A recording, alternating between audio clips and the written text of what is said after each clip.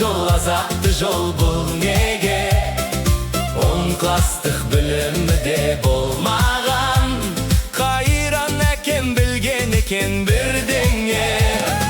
Елемейді, елегісі келмейді, өлеңді емес өңіріңді тергейді.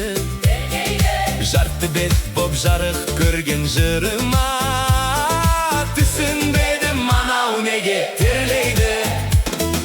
Басқа қонған байламақ боп бағыңды, осындайлар қайнатады қаныңды. Түсіне алмай торыққан бір сәттерде, сағынасың сонау мөлдір шағыңды. Жазған әкем сөзіңді әсте бөлмейтін, өзгертпестен сол арманын, сол кейпін. Өлең деген тірлік бай екен, балам-ау, тілімді алсаң зоотехник бол дейтін. Қарық қылар жеммен шөпке сабанға, Әке арманы осындай ауыл шамамда.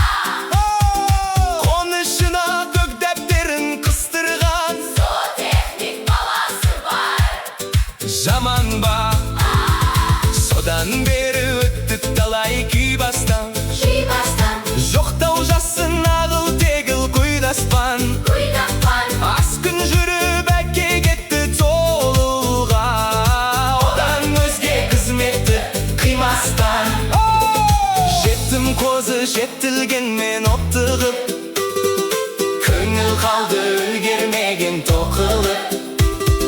Жолы ауыр жырларымды оқимын, бейтінде бетті сипап отырып. Талай шағылған мен тауымда, ақын деген атым жетті ауылға.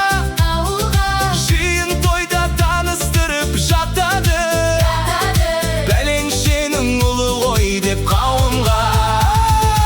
Алматының бір бұрышы мекендеп, сол ауылдан кеттік бізде бөткен боп.